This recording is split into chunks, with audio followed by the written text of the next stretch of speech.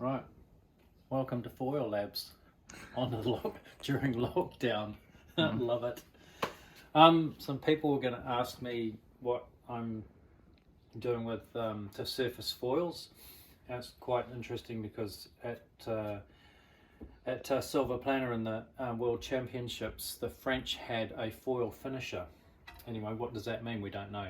But I just wanted to show you how I would true up and fair up a foil to reduce its drag, to make the surface laminar flow so that the water can pass over the surface with no separation, no mixing and no vortex, which is basically how we get drag.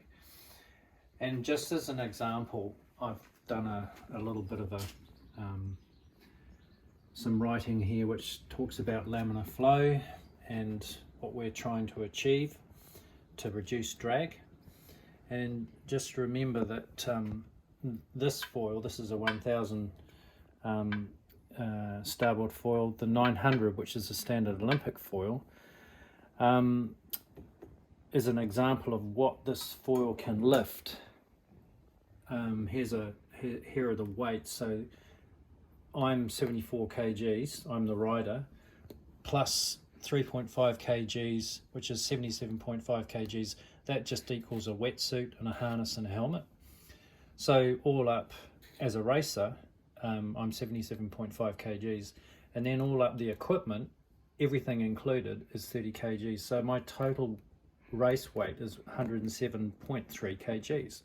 So this foil blade has to produce 107.3 newtons of lift.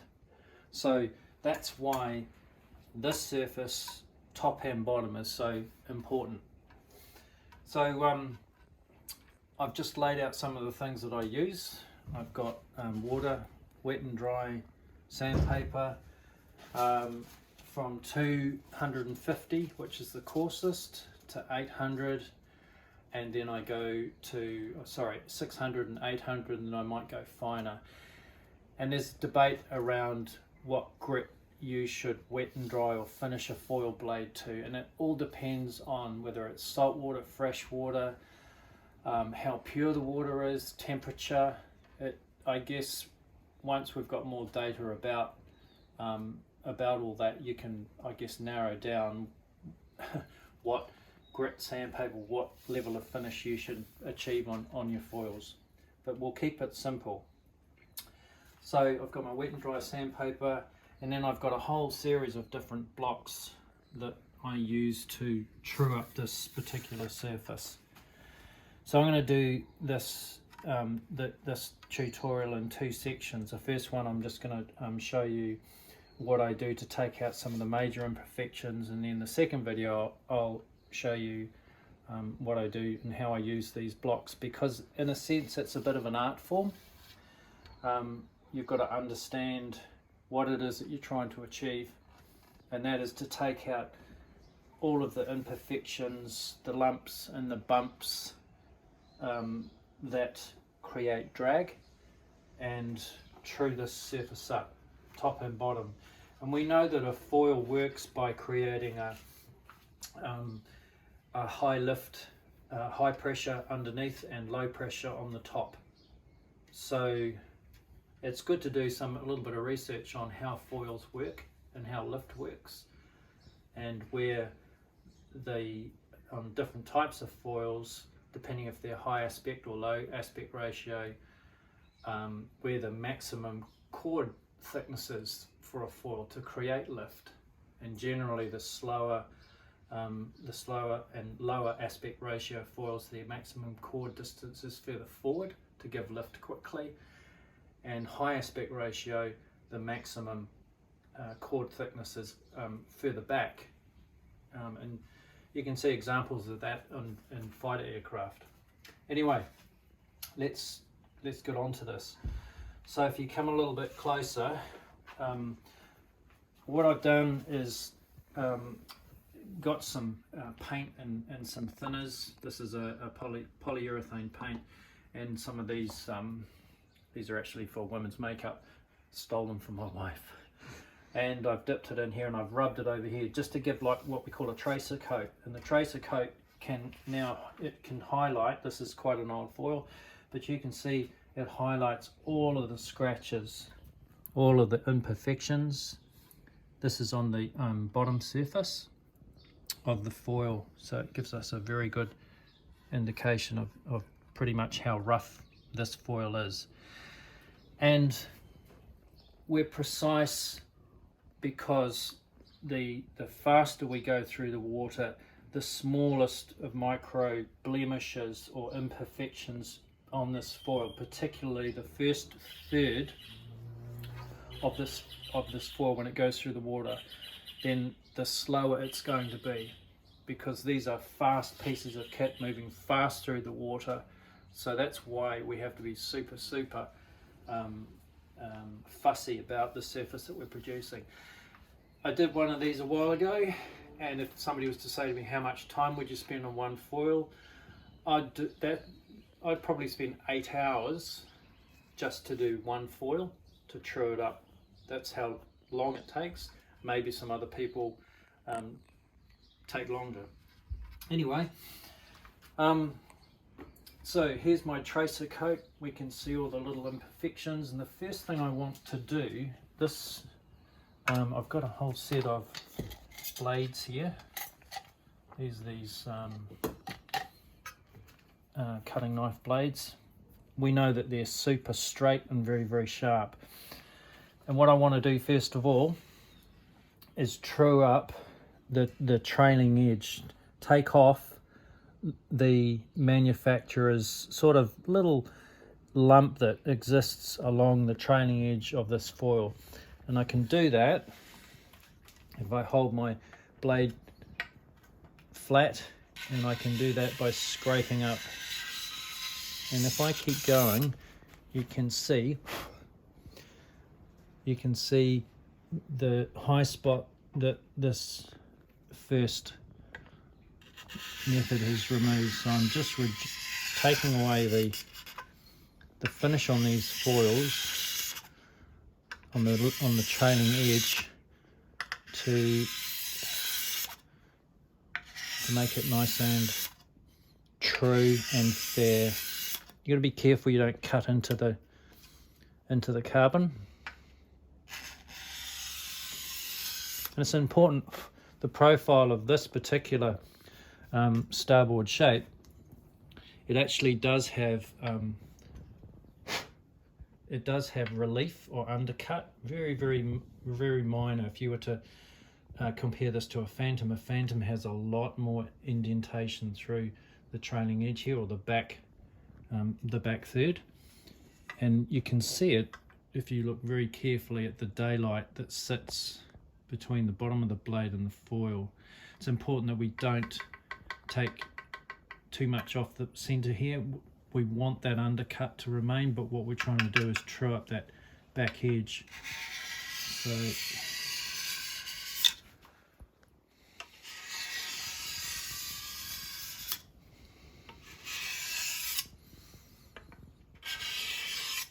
So you think about this trailing edge going through the water, you're reducing its drag,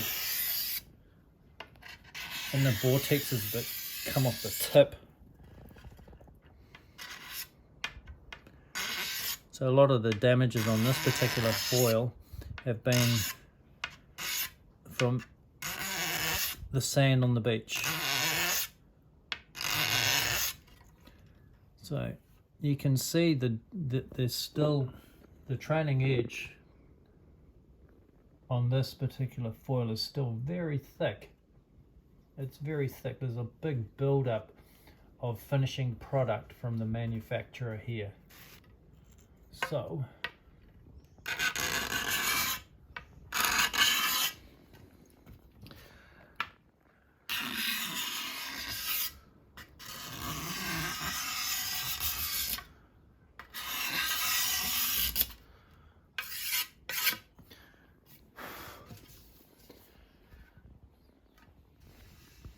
now what I would do is just have a look down that, looking at it, making sure that it's nice and fair.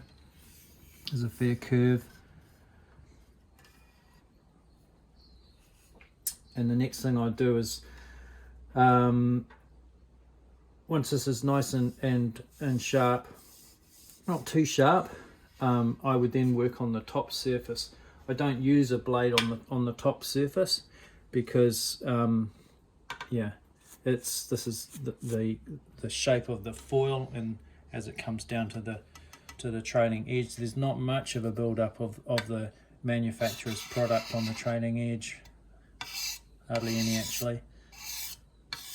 Yeah, but what I would do is grab my block and my wet and dry, and initially probably use a smaller block, maybe like this one that will sit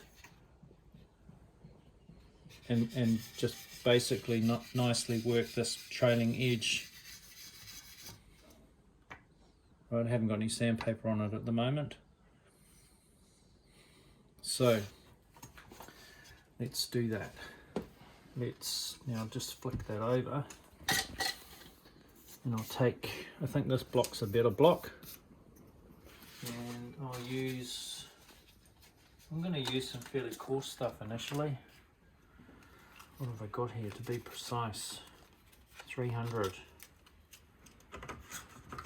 So important thing is to continue moving across the blade. Yes, the decals will come off, you can see.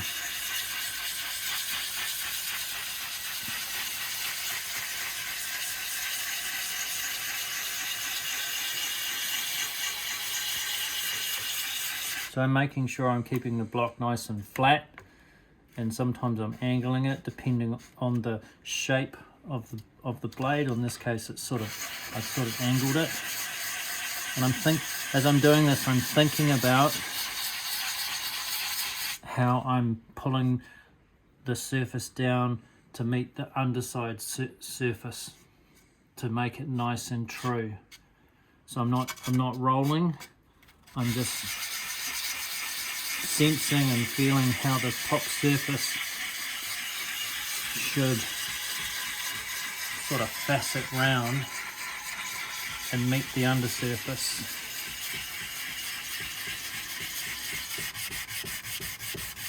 Because this is straight and this is straight, by working long strokes, you're maintaining a fair surface or curve. If you stay on one point too long, then you're going to create a dip. So it's really important that you alternate between different blocks depending on where you're working on the foil.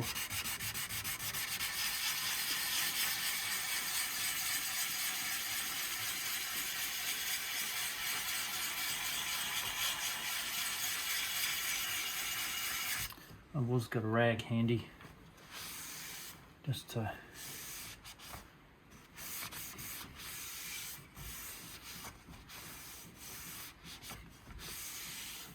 you can quickly see where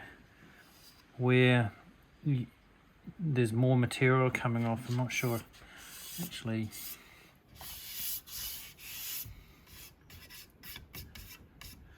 You can see very closely here how there's obviously a high spot through here on the top surface, and it still hasn't, even with a 300 grit, it still hasn't. There's still a lot of work to do here. It's not quite true yet. So I'll work on this surface and then I'll flip it. And just as an example, because this has got undercut in it, which we want to retain that, I'll choose a small block such as this one, and you end up with lots and lots of different sizes of pieces of paper. And again,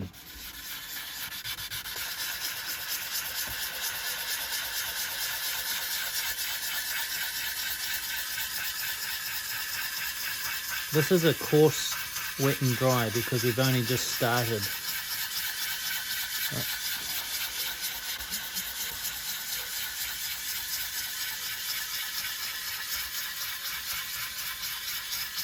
Some of you might be thinking that Could you do this with a machine? Yeah. You can do a lot of damage with a machine. A machine in the hands of somebody that's inexperienced can ruin a pretty expensive foil. And I do believe that the craftsperson or the foil finisher should understand the skill in the piece of kit that they're working on to be able to do it by hand. So as I'm working on this,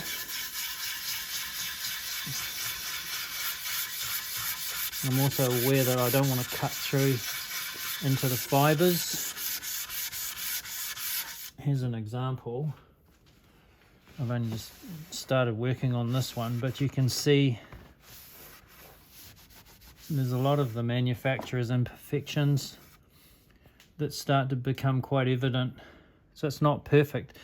They're a well-produced manufactured item, but as I was saying at the beginning, because you're moving so fast and we want to get faster and more efficient and be the fastest, then you can add a lot of value by truing these foil blades up.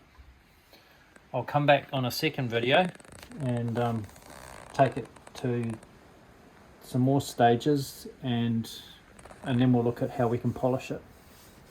Happy foiling.